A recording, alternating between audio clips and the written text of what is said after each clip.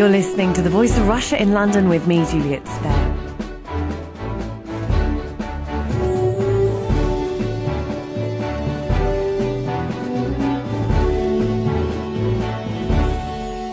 Same-sex marriages will be legal in some British churches by 2014. The Equalities Minister has vowed to fast-track legislation plans in the new year allowing gay marriages. The Culture Secretary, Maria Miller, made the announcement in the House of Commons. In the 20th century, when the law was changed to recognise married men and married women as equal before the law, was that accepted without fierce protest? No. In each century, Parliament has acted, sometimes radically, to ensure marriage reflects our society, to keep it relevant and meaningful. Marriage isn't static, it's evolved, and Parliament has chosen to act over the centuries to make marriage more equal and fair. We now face another such moment, another such chance in this new century. For me, extending marriage to same-sex couples will strengthen, not weaken, this vital institution. However, the Church of England will be guaranteed a blanket exemption from holding same-sex marriages. Maria Miller also promised a quadruple lock protecting the Church of England from being taken to the Court of Human Rights to be sued if a gay couple is refused a marriage ceremony. Legislation will be published next month and it could take up to 12 months to get through. And there's warnings of a split in the Conservative Party. Maria Miller may have a fight on her hands. Joining me in the studio to discuss the new legislation in Britain allowing same-sex marriages and the ban on the Church of England from conducting them is Terence Weldon, author and blogger of Queering the Church, Andrew Marsh, Campaigns Director for Christian Concern, Joe Musgrave, Political Director from Out for Marriage, and Dr Sharon James from the Coalition for Marriage Campaign Group. Now, Quakers in Britain have welcomed the government's move to allow the celebration of same-sex marriages in places of worship in England and Wales, saying the day the first same-sex couple can marry in their Quaker meeting will be a wonderful day for marriage and a great day for religious freedom in Britain. Meanwhile, the Bishop of Leicester, Tim Stevens, said marriage is neither the property of the government nor the property of the church. While marriage has evolved, the fundamental feature has remained the same, that marriage is a union of one man and one woman. The Catholic Church will be allowed to refuse to hold ceremonies for same-sex couples. So first of all, I'd like a response from each of you on Maria Miller's announcement on legally allowing same-sex marriage. Terence Weldon. I am a practicing Catholic. I'm completely active in my local parish. I'm also a father and a grandfather, and I am openly gay. And trying to reconcile those two has led me to explore an awful lot of issues. And as a result of my own explorations, I now write extensively about what I think of as the intersection of faith and sexuality, specifically with reference to gay, lesbian Christians, but also with some other contexts. So in response to the announcement made by Maria Miller, this is obviously a welcomed piece of legislation, but sits difficultly within the church. Yeah, I think it is to be welcomed. I think it's important to recognise that not all churches want to conduct same-sex weddings and respect that. But I think that those who do, like the Quakers, should have that opportunity. I would take strong exception to the statement of the Bishop of Leicester, who says that marriage has always been between one man and one woman. That is simply not so. In biblical times, and we should take the Bible seriously, marriage was very often between one man, several wives, a number of concubines and slaves. For further response to the announcement made by Maria Miller, I'll come to you, Andrew Marsh. I think we're staggered and very disappointed, as I think many backbench MPs are, and many people across the country, not only because of the content of this announcement, but because of the process that the government has gone through. For example, this issue of allowing same-sex, or plans to allow same-sex marriage in churches and other religious premises, that was explicitly ruled out in the consultation, and now a few months later that promise has been broken. But not only because of the fact of the broken promise there, but because it seems that the government may well be using this as a way of sidetracking the debate, distracting attention from the real issue, which is that of how marriage is going to be defined for the whole of society, perhaps because the government has been taken by surprise at the extent of the opposition and concern over these moves amongst the public at large, amongst many groups, including churches, and amongst its own backbench MPs. Andrew Marsh, Christian Concern there.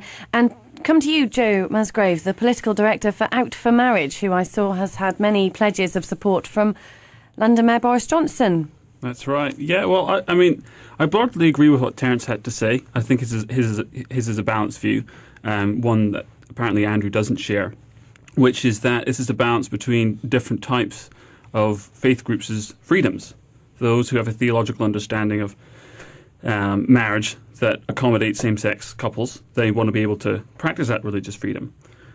Those that don't have such an understanding, and perhaps a more stringent one man, one woman, they should also be protected in that definition, not have to practice something that goes against their faith. And it's also worth bearing in mind quite a number of misnomers Andrew's tried to spread here. Anthony Wells, who's the respected pollster, runs UK Polling Report, he said the broad tenor of all the opinion polls show that the public support this move. It's not any good taking one particular poll. You've got to look at the run of them. So it's not true to say that that there's widespread opposition to this. So in balance, I think Maria Miller struck a good note. We need to see how, when this bill actually gets formed, how much of these protections come through. And I think along with actually some church groups, I will be analysing that to make sure the protections are in place to protect both those sides that I've just talked about. Maria Miller said that marriage needed to be made relevant within society. Dr. Sharon James from the Coalition for Marriage campaign group, what's your response to the announcement in the House of Commons? Well, Juliet, you said that Maria Miller was fast-tracking the legislation. The Coalition for Marriage would say that she's bulldozing through legislation that was not announced in any of the manifestos of the three main political parties. There was never any great demand for this among the British public. What MPs are saying is they never had a single email or letter in their postbags asking for same-sex marriage. But when Mr Cameron announced this, somehow because of either some personal view of his own or because of a desperate desire to decontaminate the Conservative Party of a seeming image of being old-fashioned, letters began to flood into MPs' postbags. And we heard in Parliament yesterday MPs saying that they were almost besieged with constituents saying they didn't want this to happen. The Coalition for Marriage is a grassroots movement of people of all different faiths or no faith at all. We have both gay people and straight people who want to maintain the definition of marriage as a lifelong exclusive union of one man and one woman. We've raised the biggest petition in recent history. Over 620,000 people have signed our petition to keep the current definition of marriage. The online petition on the Coalition for Marriage website is still open for people who would like to add their voice.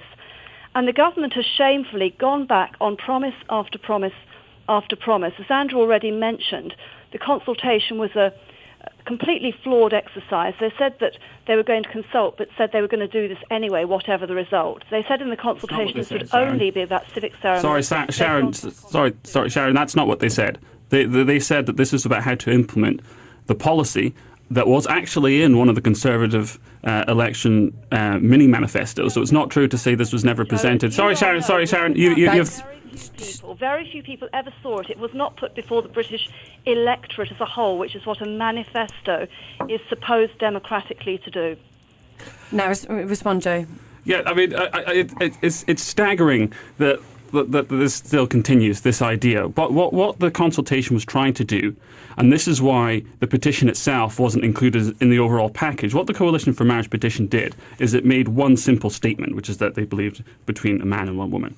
What the consultation did is it put out around 20 questions, detailed policy questions. How could this be worked through? How could protections be done here? What's your opinion of this over that, say, civil partnerships for straight people or whatever?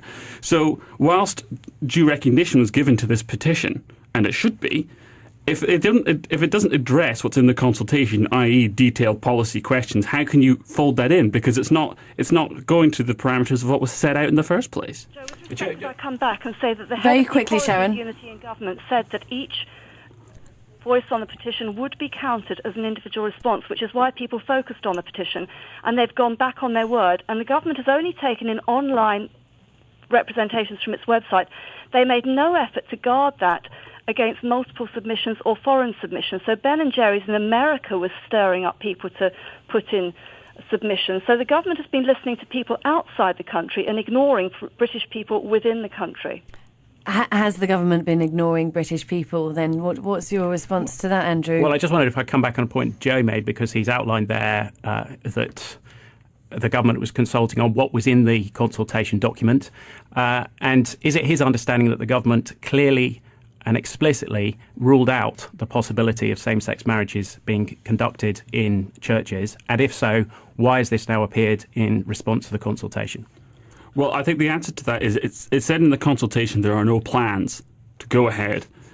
But clearly, and if you read the consultation response document, rather than just the headlines, if you actually read the 20-page document that outlines the responses that the Government Equalities Office received, you'll see that people time and again said that actually a blanket ban on churches, on faith groups, isn't tenable, because the religious freedoms of people like Terry, of Quakers, of Unitarians, of liberal Jews, they'll be infringed, so they'll take the government to court. So a better system was the twin-track system that's been laid out.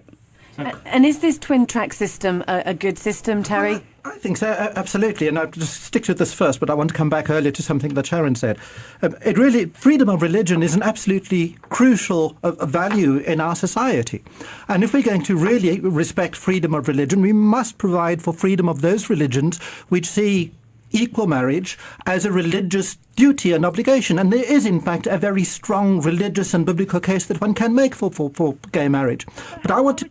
I'm sorry, Sharon. Sorry, I'm going to let Terry speak because you've had a bit of time earlier. Terry. And I want to come back, Sharon, to something that you said earlier. You referred to the, I think, the statement in the petition, and certainly the statement in some of the research that was conducted by the Campaign for Marriage, which said that most people believe that marriage should be a lifelong and exclusive commitment between a man and a woman. I accept that is the statement in the petition. I accept that was the finding of that piece of research. However, as Joe pointed out, that research was flawed for a number of reasons. In particular, the finding is irrelevant because that finding was about what people believe marriage should be, not how the law should define marriage. If you think that means the law should prohibit same-sex marriage, do you also believe that the law should once again prohibit divorce? Do you think that adultery, which is not an exclusive commitment or a violation of an exclusive commitment, should we go back to making adultery a criminal offence, perhaps by stoning adulterers as was specified in the Bible? I think the whole point is that what people believe marriage should be and what the law should do are two totally separate things. I also want to agree with Joe. My professional background before getting involved in my writing was, in fact, as a professional market researcher. I am very familiar with all the polling that has been done. I have seen the UK polling report analysis that Joe referred to. He is absolutely correct.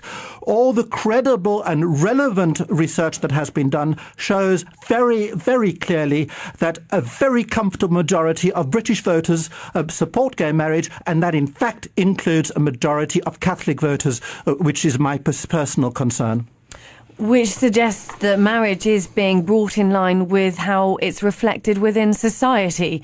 Sharon, if you've got an immediate response to Terry, speak up. If not, I'll go to Andrew for his. I've got an immediate response to Terry in the religious freedom argument. How far do you take that? I have a copy of a Quaker and lesbian, Quaker Gay and Lesbian newsletter in front of me that's calling for the recognition of plural relationships. There's a Unitarian website that calls for the recognition of plural relationships. Are we saying that just because a religion wants something, they should have the freedom to do it?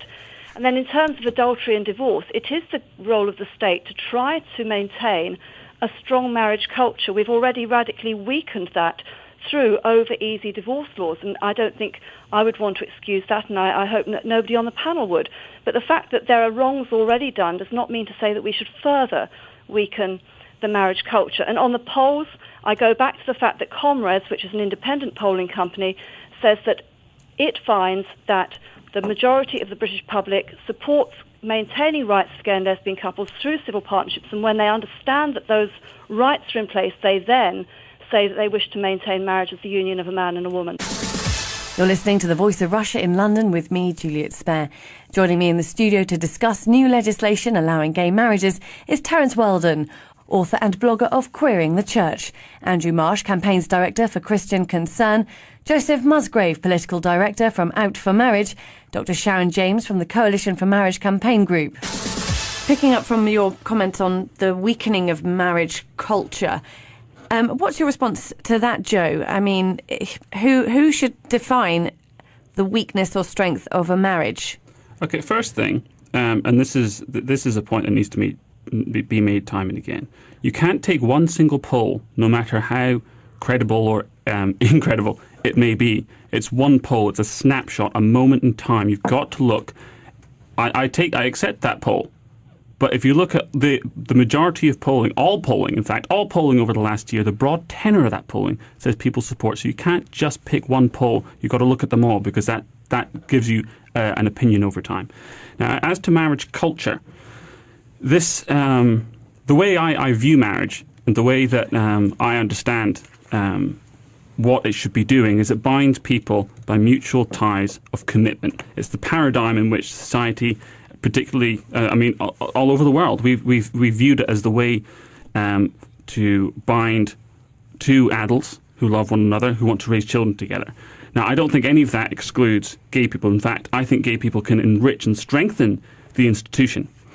Now, where Sharon disagrees with me is over that definition. But where I get off the bus that Sharon's talking about is actually what you've got to do is you've got to balance the freedoms. So it's not, basically what Sharon and to an extent Andrew is saying is they don't agree that gay people should have access to marriage.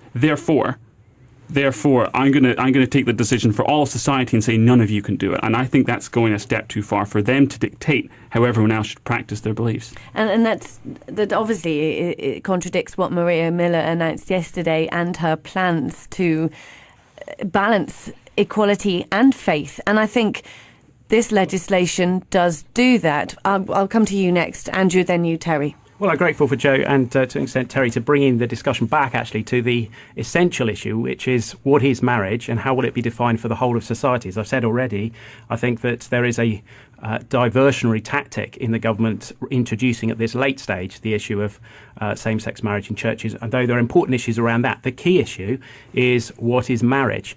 And I think this debate has been fueled by an agenda that is, when we stop and think about it, is driven by a destruction of gender, by an attempt to try and say that gender, male and female, is irrelevant and incidental, it's accidental, and it's not central. And that marriage reflects the fact not just that marriage is a public commitment and not just it's an institution in that sense recognised in society, not just commitment and love, but complementarity.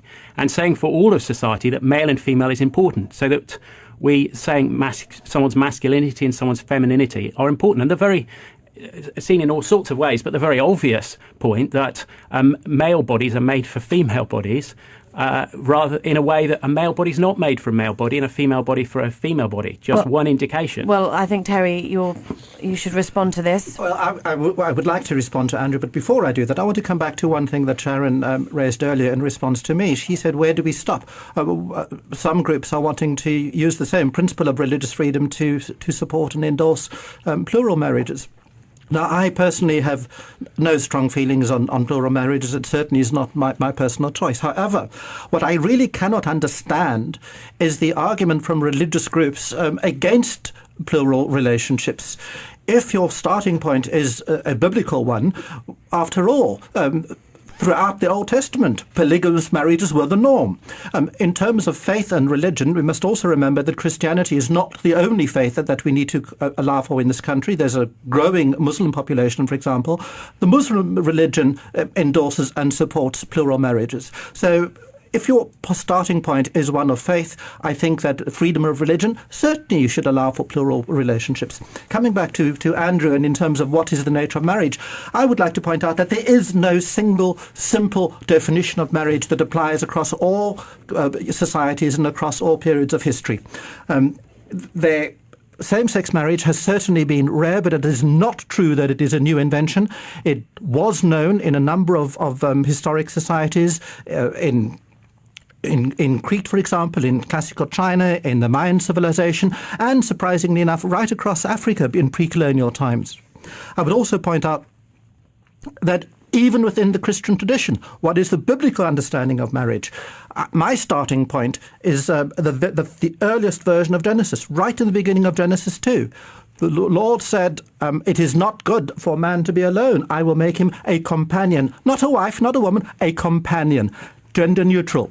Secondly, in terms of the New Testament, St. Paul very clearly stated, in Christ there is neither male nor female. What was Paul's understanding of marriage? It was not to create children. Paul's understanding of marriage was, first of all, he preferred celibacy, and then stated very clearly that not everybody can be celibate, and for those who are not celibate, who can't do it, it is better for them to marry. He didn't say only for men to marry women, better for them to marry. Okay, so we'll come back to Andrew then on the question of who really owns marriage. And isn't it fair to say that marriage is more than procreation? It's more than just the religious aspect. It's a spiritual commitment. It's a public commitment to your friends and family. It doesn't matter whether you're a male and female. It could be female, male and male. It's that other commitment. I mean, if it wasn't so relevant, then why would people who have had existing civil partnerships wish to change them now to a marriage? It's all of those things and more, but the complementarity aspect is an essential element, not an incidental or accidental. And I just need to come back on the points that Terry's made, because we need to be absolutely clear. People are entitled, of course, and all the people in this debate across the country, to their personal opinion. But no one should claim the authority of Jesus Christ for same-sex marriages, because he's the most compassionate person who's ever walked on earth, and yet when he was pushed on this point, he went out of his way to uphold the fact that marriage is between one man and one woman. He did it, for example, in Matthew chapter 19 when he was questioned, and he actually went back to the beginning and cited the creation principle. So have you not read that in the beginning the Creator made them male and female? For this reason, a man will leave his father and mother and be united to his wife, and the two will become one flesh. So let me just state the point that I'm making very clearly here. I'm not particularly saying that those who aren't Christians, what their view on these words would be at this point. But I am saying that those who claim the name of Jesus Christ and his authority cannot cite him. The Bible is clear from start to finish, and those verses, those words come just a few lines after the ones that Terry's quoted. The companion is a female for the male. You're listening to The Voice of Russia in London with me, Juliet Spare. I'm joined by Andrew Marsh, Campaign Director for Christian Concern, Joe Musgrave, Political Director from Out for Marriage, Dr. Sharon James from the Coalition for Marriage Campaign Group, and Terence Weldon, author and blogger on Queering the Church. See, on Monday, Maria kind of went into why she thinks this is important, so I don't think she went too far the other way. Now, we've sucked up quite a lot of oxygen, so I'm going to err on the side of pith, which is, this is essentially about what do you do when a number of people disagree? How do you facilitate the fact that they disagree? Do you impose one view over another? And I don't think that that's the right way forward in our society, which is why I welcome what Maria Miller's done, because she's trying to get a balance between people that disagree, and ultimately that's what democracy is there to facilitate. And, you know, it's going to disappoint some people, but compromise always does. A disappointment or compromise, but then does this not put Britain as a country that other developed countries could follow? We should be therefore proud to live in a one of the most advanced democracies in the world. Despite the disagreements, there will be compromise met. I think that it's important to state that what the church is seeking to do here is not to fight its own corner and protect its own place in society. It's actually seeking to contribute to the wider debate in society about what marriage is and the place that it holds, and whether there is something distinct about marriage for the benefit of adults, for the benefit of children and society as a whole. On the issue of these so-called protections, I'm grateful to Peter Tatchell, prominent homosexual rights campaigner, for his openness and honesty on this. Since the announcement yesterday, he's come out and said this faith-based discrimination could be open to legal challenge. The government is treating two churches differently from all other religions. Discriminating between faith groups is probably legal under the Human Rights Act and the European Convention on Human Rights. So I think he can see that there are issues already with what has been announced. Come in on that one, Julia. Yes, because I think there Dr. was Sharon a James. disproportionate emphasis on the church, non-religion, in that front bit of her statement, because what she was completely ignoring was any protection for ordinary people in Britain, ordinary workers who will find themselves on the wrong side of the law if same-sex marriage is pushed through. Could you explain how an ordinary person could find themselves on the wrong side of the law if same-sex marriage was pushed through? In 2011, a housing officer in Manchester called Adrian Smith was demoted from his job and given a 40% pay cut. Which was subsequently reversed because they realised they'd made the wrong decision and he challenged it. Got back his lost earnings. So what we're saying is that already... So you just ignore that, basically, is what you do, right? Already in Britain, before this goes through, people can find themselves discriminated against and not tolerated because they don't believe in same-sex unions being the same as traditional unions.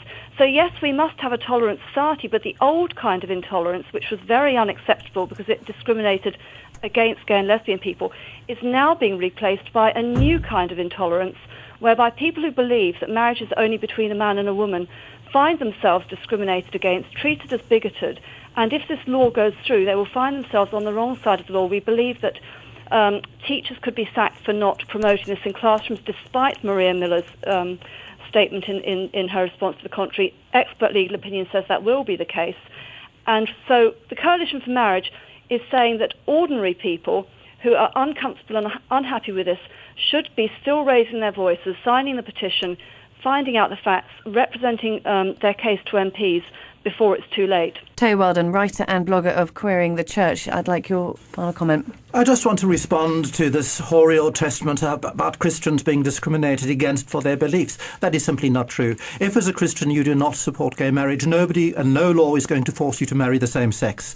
The discrimination is not for one's belief. It is when you try to impose your belief on others. In other words, the law does not discriminate against you. The law acts against your own discrimination against others. And that's all I have to say on that. Thank you. Andrew Marsh, Campaigns Director for Christian Concern. I think the big question that the country has to face up to is what will be the nature of marriage? I think this move to redefine marriage for everyone is driven by a misjudged and disingenuous notion of equality. Equality was presented to us as about protecting difference and recognising that people are different and there's diversity. It's being used more widely in court cases to punish difference, and this is driven by a suggestion that equality means uniformity. We've all got to pretend to be the same. Let's, in marriage, recognise that heterosexual relationships do have a distinct quality from others. OK, and finally from you then, Joe Musgrave, Political Director from Out for Marriage. Yeah, just very quickly, I think, again, this is about balancing two sets of people that disagree, and I think we've struck the right note. But I want to end by slightly agreeing with Andrew and Sharon. I will be the first one on their side if this ends up to a new kind of religious intolerance. And if people are attacked because they don't want to go and do this, I'll be the first one campaigning on your side. I don't want it to go the other way. So don't needlessly polarize it. We can work together on many issues. So that's basically the end of my spiel.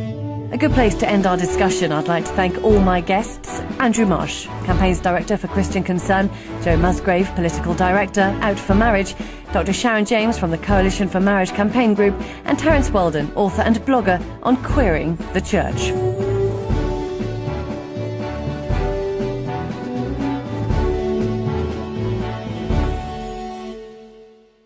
England and Wales, saying the day the first same-sex couple can marry in their Quaker meeting will be a wonderful day for marriage and a great day for religious freedom in Britain. Meanwhile, the Bishop of Leicester, Tim Stevens, said marriage is neither the property of the government nor the property of the church. While marriage has evolved, the fundamental feature has remained the same, that marriage is a union of one man and one woman. The Catholic Church will be allowed to refuse to hold ceremonies for same-sex couples. So first of all, I'd like a response from each of you on Maria Miller's announcement on legally allowing same-sex marriage. Terence Weldon. I am a practicing Catholic. I'm completely active in my local parish. I'm also a father and a grandfather, and I am openly gay. And trying to reconcile those two has led me to explore an awful lot of issues. And as a result of my own explorations, I now write extensively about what I think of as the intersection of faith and sexuality, specifically with reference to gay, lesbian Christians, but also with some other contexts. So in response to the announcement made by Maria Miller, this is obviously a welcomed piece of legislation, but sits difficultly within the church. Yeah, I think it is to be welcomed. I think it's important to recognise that not all churches want to conduct same-sex weddings and respect that. But I think that those who do, like the Quakers, should have that opportunity. I would take strong exception to the statement of the Bishop of Leicester. If a gay couple is refused a marriage ceremony. Legislation will be published next month and it could take up to 12 months to get through. And there's warnings of a split in the Conservative Party. Maria Miller may have a fight on her hands. Joining me in the studio to discuss the new legislation in Britain allowing same-sex marriages and the ban on the Church of England from conducting them is Terence Weldon, author and blogger of Queering the Church.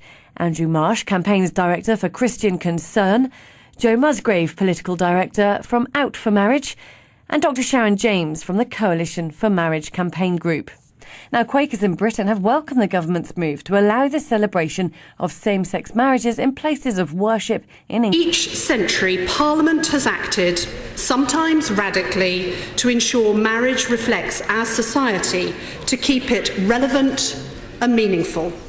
Marriage isn't static, it's evolved, and Parliament has chosen to act over the centuries to make marriage more equal and fair. We now face another such moment, another such chance in this new century. For me, extending marriage to same-sex couples will strengthen, not weaken, this vital institution. However, the Church of England will be guaranteed a blanket exemption from holding same-sex marriages. Maria Miller also promised a quadruple lock protecting the Church of England from being taken to the Court of Human Rights to be sued. You're listening to The Voice of Russia in London with me, Juliet Spare.